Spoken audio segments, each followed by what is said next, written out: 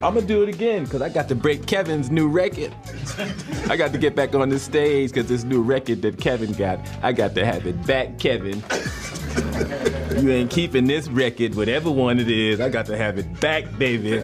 15 years in Hollywood, no one in Hollywood has a memory of going to a sold-out Kevin Hart show, there being a line for him ever getting a standing ovation at any comedy club. He already had his deals when he got here. I'm gonna do it again because I got to break Kevin's new record. I got to get back on the stage because this new record that Kevin got, I got to have it back, Kevin. You ain't keeping this record, whatever one it is. I got to have it back, baby. 15 years in Hollywood, no one in Hollywood has a memory of going to a sold-out Kevin Hart show, there being a line for him ever getting a standing ovation at any comedy club. He already had his deals when he got here. For those who are unfamiliar with Katt Williams and Kevin Hart's continuing dispute, it all began with the 2008 movie Fool's Gold. When asked if he's worried about any backlash, Williams responded, "I know some people might just see me as another bitter, jealous comedian." Williams had been set to play the lead role, but his legal issues at the time forced him to pass on the opportunity, which involved filming in Australia. This is where the tension between Williams and Hart first erupted. He feels it's especially unfair for comedians who have been in the business for a long time and have real talent to miss out on opportunities while someone like Kevin, who is relatively new, managed to cozy up to the bigwigs and get ahead.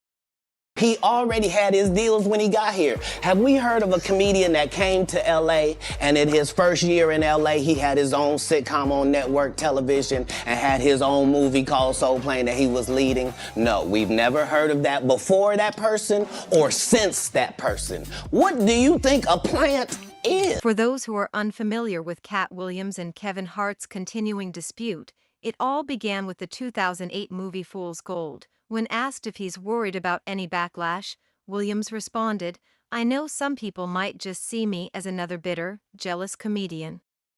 Williams had been set to play the lead role, but his legal issues at the time forced him to pass on the opportunity, which involved filming in Australia. This is where the tension between Williams and Hart first erupted.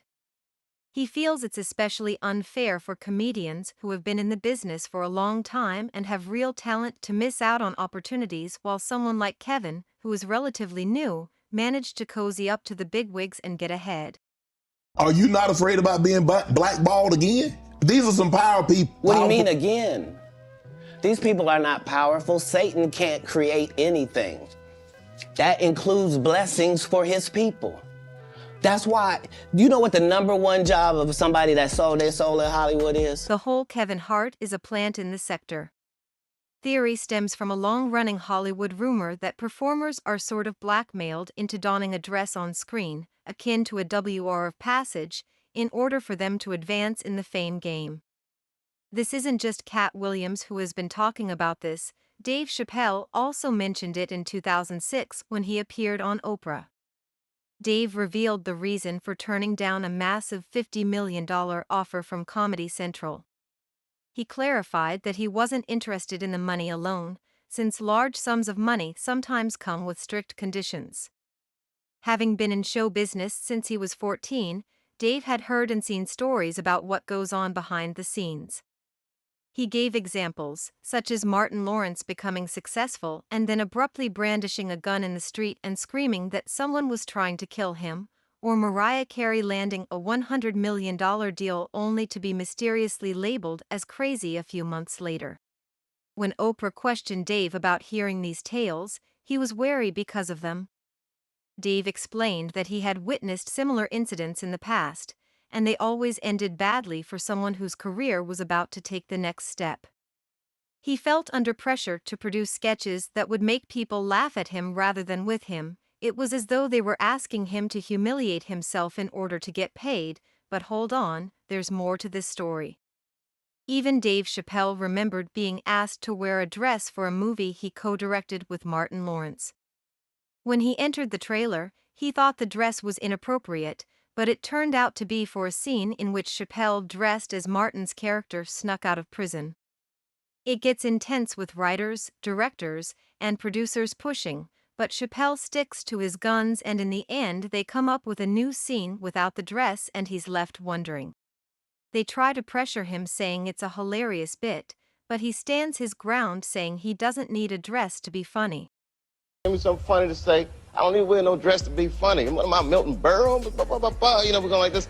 And then finally he's like, and he leaves. And then like the director comes, Dave, it really would be great if you wear the dress. Dave just didn't vibe with it, not because wearing a dress is an issue on its own, but because he felt the industry was trying to corner black artists into doing whatever it took for success. They kept hounding him until they figured out that he wouldn't budge. Dave revealed this whole experience was an eye-opener. It took being told to wear a dress for him to connect the dots and realize this wasn't just his struggle. Lots of other black men had been asked to do the same. Martin Lawrence rocked it in Big Mama's House, Eddie Murphy pulled it off in the Nutty Professor series, and Jamie Foxx left a mark with his unforgettable Ugly Wanda on In Living Color. Then you've got the Wayans brothers trying their hand with White Chicks. Oh, and we can't forget the less successful Joanna Man. In the mix of all of this, Tyler Perry takes the cake with his media franchise. During this time, an up-and-coming and Kevin would join the conversation, dropping wisdom talks left and right. Kevin was all about artists protecting their brand, setting boundaries, and not crossing certain lines. At that point, he was vibing with his personal beliefs.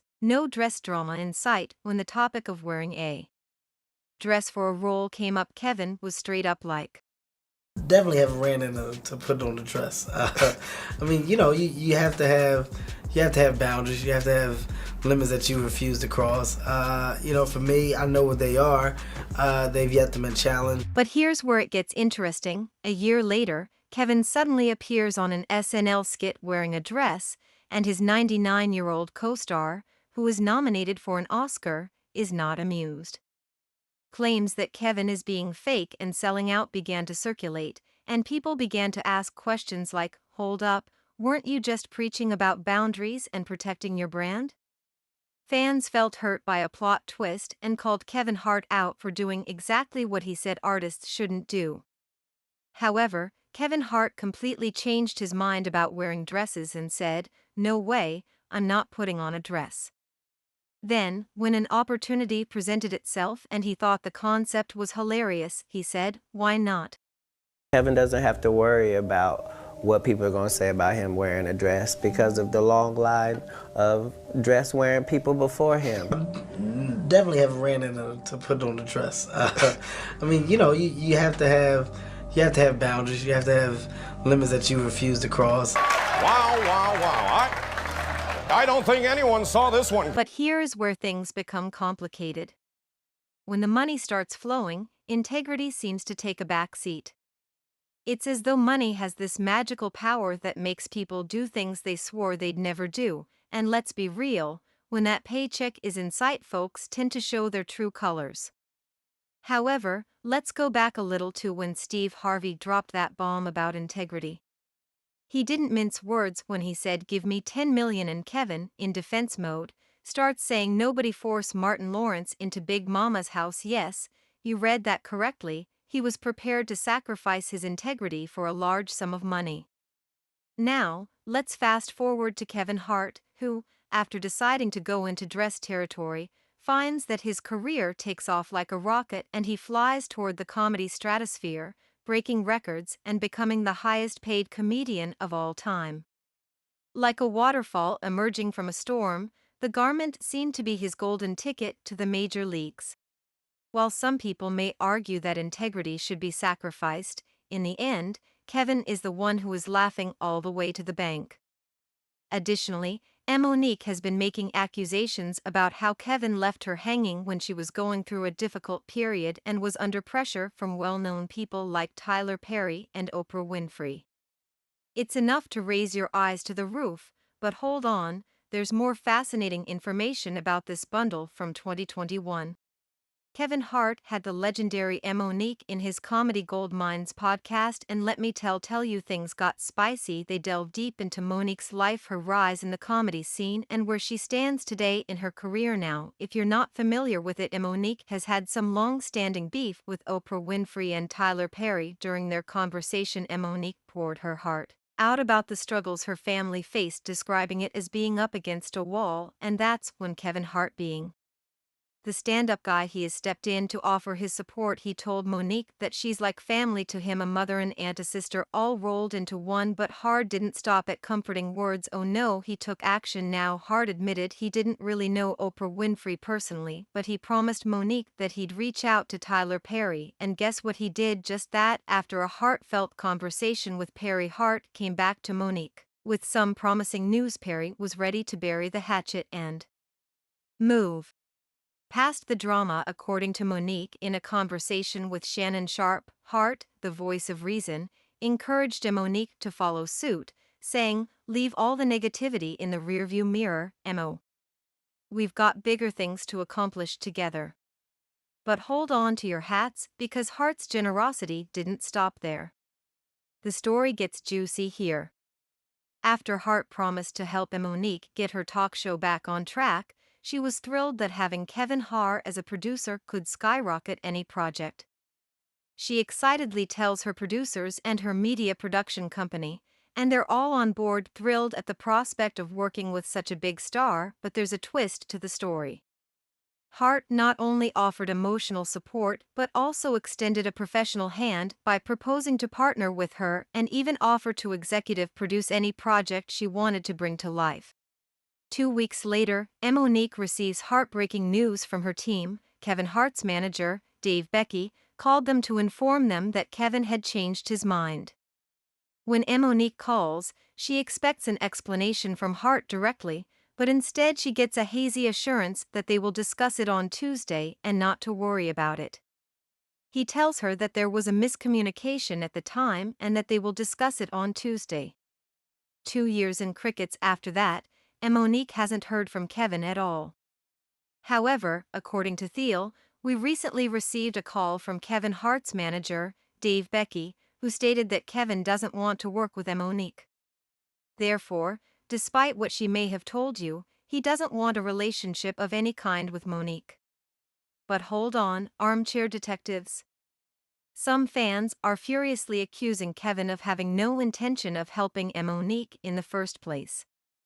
They are citing his dubious past, such as the time he said he didn't truly know Oprah Winfrey. Come on, who could really forget the whole? In a conversation with Ellen, Oprah sent him flowers after his 2019 accident. Ellen also spoke about how she got in touch with Kevin after learning about his back surgery and accident. Although Kevin said that he had gotten many flowers from well-wishers, he felt that Oprah's floral present was the most noteworthy. Oprah's flowers were like a never-ending story. They kept growing and transformed his home into a botanical paradise. Everyone in his home wondered when Oprah's flowers would finally die, and Kevin even joked that someone was watering them in secret because they just wouldn't die.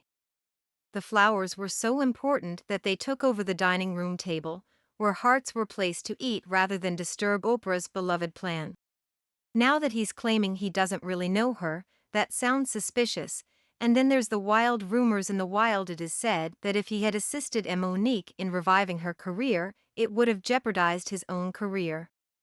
However, enough about Kevin's dubious actions and the dress scandal. There's more juicy news coming up.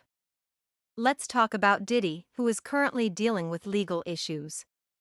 You guessed it, guess who has an unexpected connection to Diddy's past?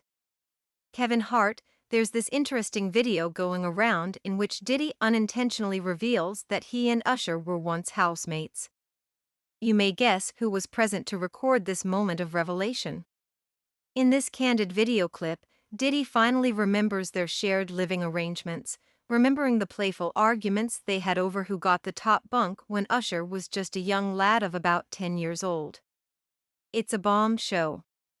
None other than Kevin Hart, the king of comedy, who has been my brother from day one.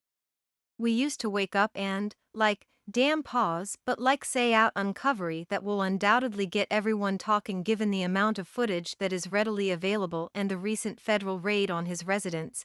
It is clear that Kevin Hart is no stranger to the glitz and glamour of celebrity gatherings. It's only a matter of time until all of Diddy's secrets are revealed to the public, and fans are eagerly awaiting every turn that Diddy takes and the role that those who supported him play in it. Knowing that he won't be the only one impacted if Diddy goes down puts Kevin Hart among those who are clearly worried about Diddy's possible fall from grace. If that wasn't enough drama for you, let's switch to in 2011, after 8 years of married bliss, Tori found Kevin Hart in the act of cheating on her with many women. Rumors about Kevin Hart's personal life began to circulate, claiming that he had cheated on her with his current wife, Anniko Hart. But here's where it gets even more bizarre. Messier, even after Kevin cheated on Tori, he had the audacity to make jokes about it during his stand-up shows. Imagine being the person who stood by him when he had nothing only to get clowned on stage. It's a betrayal of epic proportions. Tori wasn't just Kevin's wife, she also worked behind the scenes writing jokes for his movies and stand-up shows. However, Kevin allegedly never gave her credit for her comedic genius. To add insult to injury, he reportedly spent the money he made from those jokes on his mistresses. Tori is now embarking on a tour with none other than Katt Williams. Given the history between Kevin and Katt, it's no secret that they are incompatible, thus the fact that a lot of people are noticing that Kevin's ex-wife is traveling with Katt Williams, and they're asking why. While questioned about Tori traveling with a cat, Kevin attempted to remain composed, responding in a mature way that your ex-wife was traveling with a cat while everyone else was. I hope the tour goes well. I appreciate that you are helping her. Thank you, Mr. Hart. I know you are grateful, but you could almost sense the frustration coming from him. Despite Kevin's current efforts to downplay the reports, it's evident that they have damaged people's opinions of him. Eddie Murphy is stirring things up by implying that Kevin Hart is worried about Katt's forthcoming comedy tour because he knows he will eventually be found out about all of his shady interactions with Diddy. What are your thoughts on all of this drama? Comment with your ideas below, and don't forget to subscribe and press the like button for more stuff like this as we impatiently anticipate further updates.